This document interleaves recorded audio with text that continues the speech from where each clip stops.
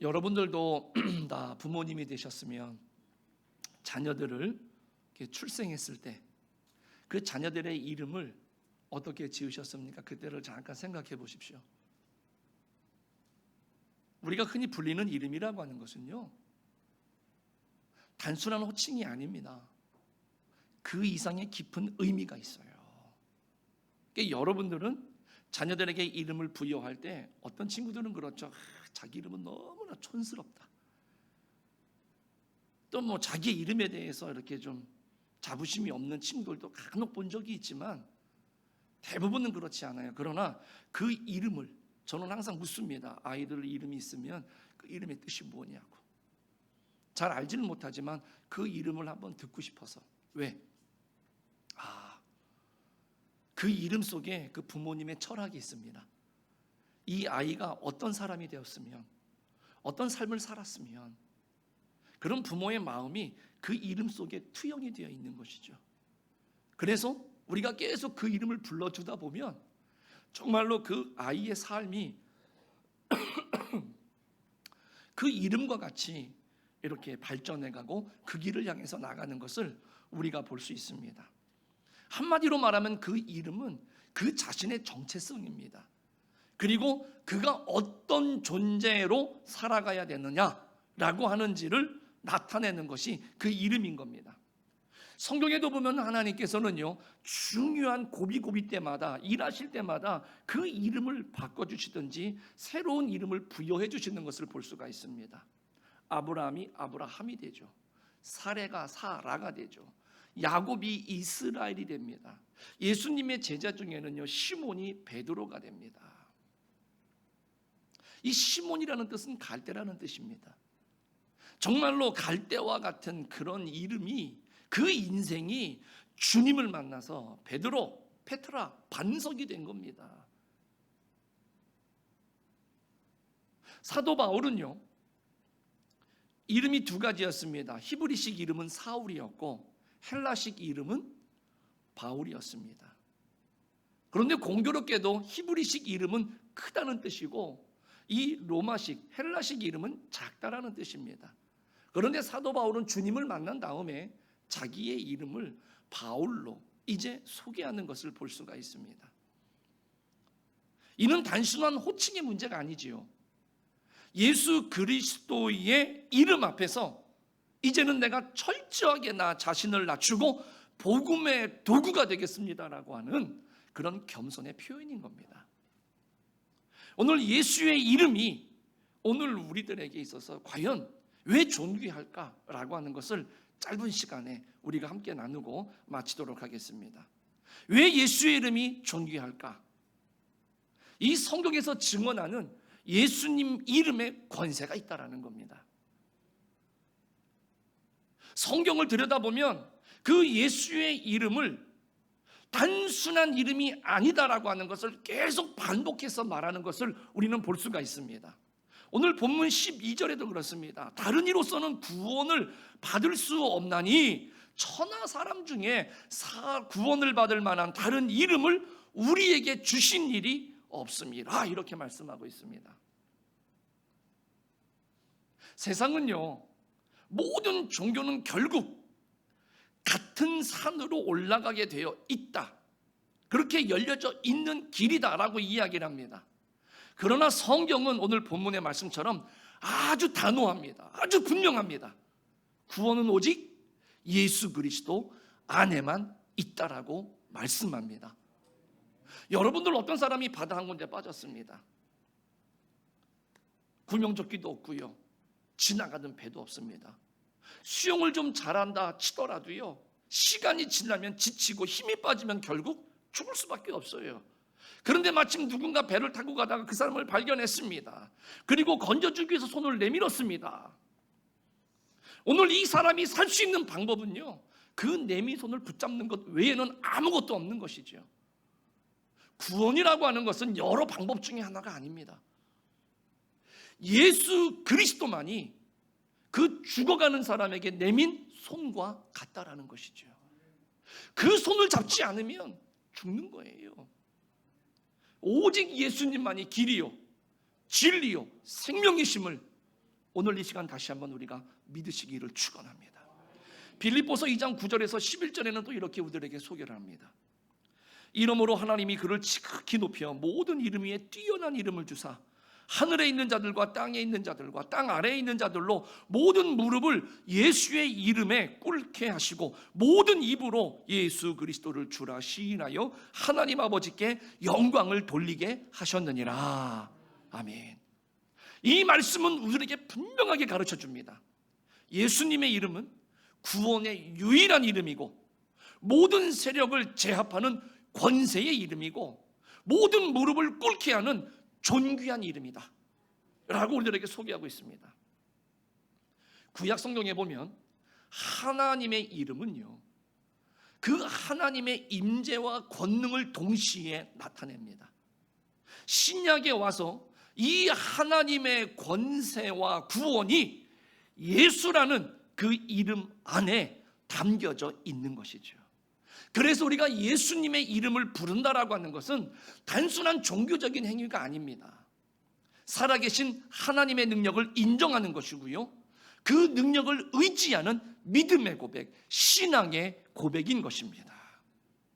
그래서 예수 그리스도, 그분이 소유하고 계신 그 인격, 그 신성, 그 능력, 그 권능을 가리키는 그 예수라는 이름 안에는 놀라운 힘이 있는 것이죠. 그 예수라는 이름의 뜻이 무엇입니까? 자기 백성을 그들의 죄에서 건져내실 분이라는 것이죠. 간단하게 말하면 구원자라는 뜻입니다. 그래서 우리는 예수 그 이름을 늘 불러도 그래서 좋은 것이지요. 그래서 예수님의 이름은 존귀한 줄로 믿습니다. 예수님의 이름이 존귀한 두 번째 이유, 역사 속에서 증명된 예수 이름의 능력이 있다라는 겁니다. 초대 교회는 예수 이름의 능력을 체험한 공동체였습니다. 이 이야기는 결국 사도행전 3장서부터 이어지는 내용이거든요. 사도행전 3장 6절에 보니까는요, 베드로와 요한이 성전에 기도하러 나가다가 그 성전 미문 앞에서 태어나면서부터 못 걷게 된 자가 있었습니다. 그가 구걸하러 합니다. 그때 그네들에게 이 이야기를 하지요. 우리가 너무나 잘 압니다. 은과 금은 내게 없거니와 내게 있는 이것을 내게 주노니 곧 나사렛 예수 그리스도의 이름으로 일어나 걸으라. 그리고 나서 그 사람의 오른손을 잡아 일으켰을 때 그가 즉시로 일어나서 뛰어서서 걸으면서 하나님을 찬양했다. 이렇게 기록하고 있습니다. 그런데 그 당시 이 이스라엘을 다스렸던 나라는 로마입니다. 이 로마는 상대적으로 군사력과 이 부를 가지고 이 세상을 지배하고 있었지만 그 엄청난 제국조차도 결과적으로 보면 예수의 이름을 대적할 수가 없었다라는 겁니다. 오히려 핍박 속에서도 그 예수 그리스도의 이름을 믿었던 그리스도인들은 우리 예수님이 나의 주님이시다, 나의 주인이시다, 이 신앙의 고백을 포기하지 않았습니다. 결과적으로 이 신앙이, 이 복음이 세상을 정복했다라는 것이죠. 1787년에 에드워드 기본이라는 사람이 이 로마 제국 쇠망사라고 하는 책을 썼습니다. 거기서 이 로마 제국이 멸망한 5가지 이유를 설명하는데 그 중에 하나가 뭐였느냐면요, 이 종교의 무력화였습니다. 이 신앙의 쇠퇴를 언급했다라는 것이죠. 그 어떤 종교도 인간을 변화시키지를 못했다라는 것이죠, 근본적으로. 그러나 기독교는 달랐다.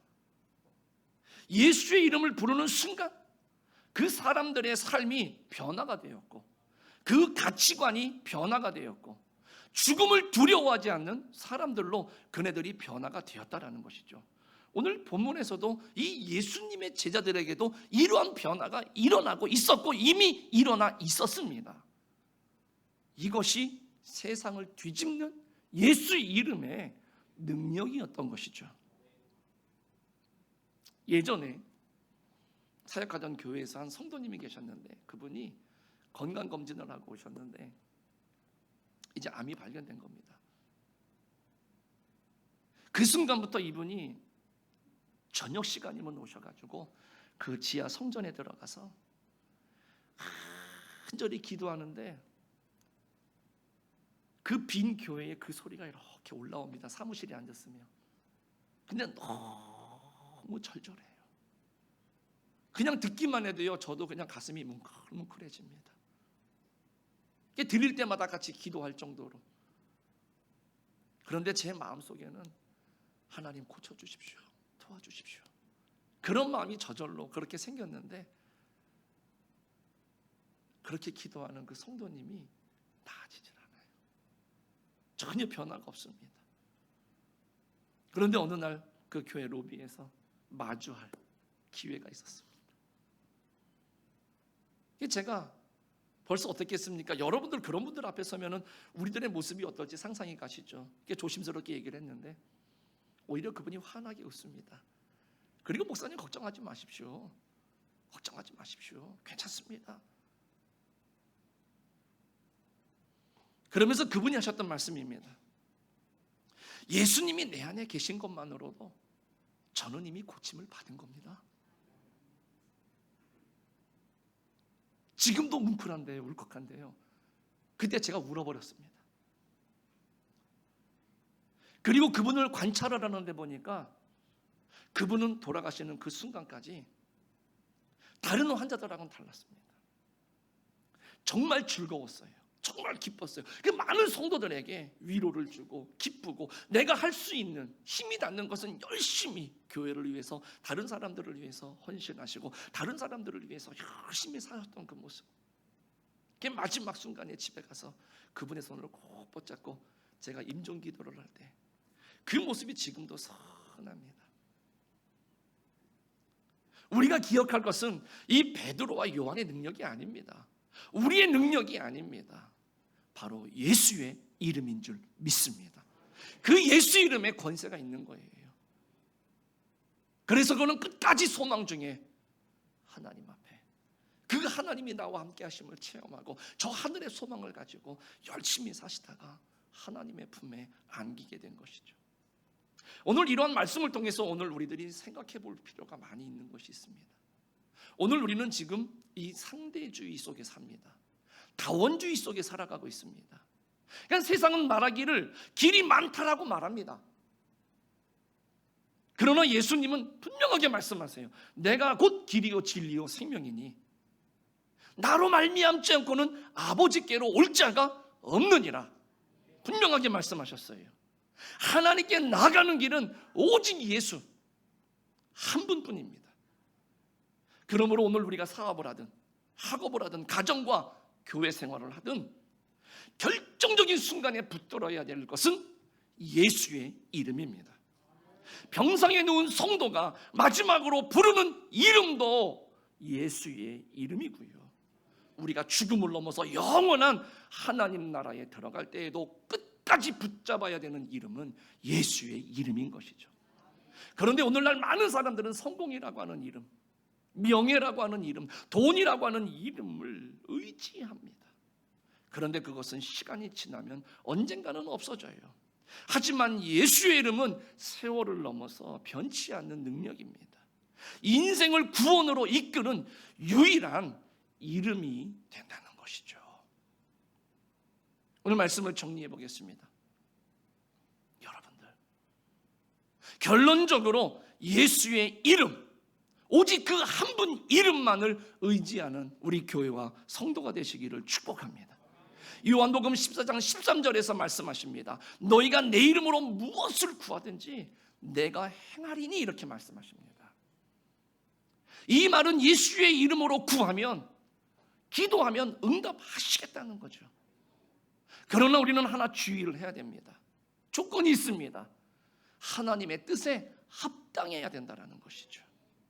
야고보서 4장 2절에서 3절에 보니까 너희가 얻지 못하면 구하지 아니하기 때문이요 구하여도 받지 못하면 정욕으로 쓰려고 잘못 구하기 때문이라, 이렇게 말씀하고 있기 때문에 그렇습니다. 그리고 또 하나, 우리는 예수의 이름은 단지 이렇게 내 문제를 해결하는 데만 사용하고 그렇기 위해서 있는 것이 아니라는 것이죠. 이 교회가 존재하는 이유가 뭡니까? 이 이름, 이 예수의 이름을 세상에 전파하기 위해서, 전하기 위해서 존재하는 것이지요. 전도가 바로 이 예수의 이름의 능력을 증거하는 것이지요. 이 교회는 이렇듯 큰 의미에서 선교하기 위해서 존재한다는 것이죠. 선교한다는 것은 무엇입니까? 바로 예수의 이름을, 그 예수 이름의 능력을 우리가 전달하고 증거하는 것이지요. 예수의 이름을 믿고 그 영혼이 구원을 받고 육신이 변화되고 삶이 바뀌어지고 그리고 천국 가는 아름다운 행진에 동참할 수 있도록 알지 못하는 사람들에게, 듣지 못한 자들에게 증거해 주는 것이 전도요, 선교라는 것이지요.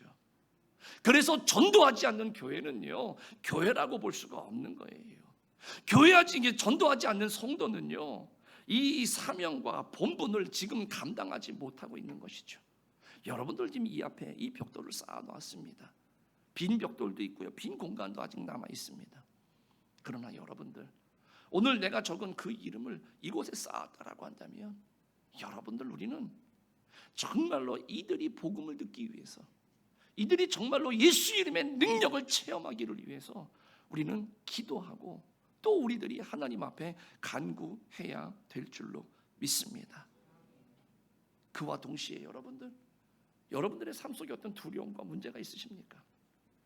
예수님의 이름은 구원의 이름이요, 치유의 이름이요, 응답의 이름인 것입니다. 그래서 가정에서 문제가 생겼습니까? 예수의 이름을 붙드십시오. 직장에서 어려움이 생기셨습니까? 예수의 이름을 붙드시기 바랍니다. 내 인생이 흔들립니까? 예수 이름을 의지하는 여러분들이 되시기를 바라겠습니다.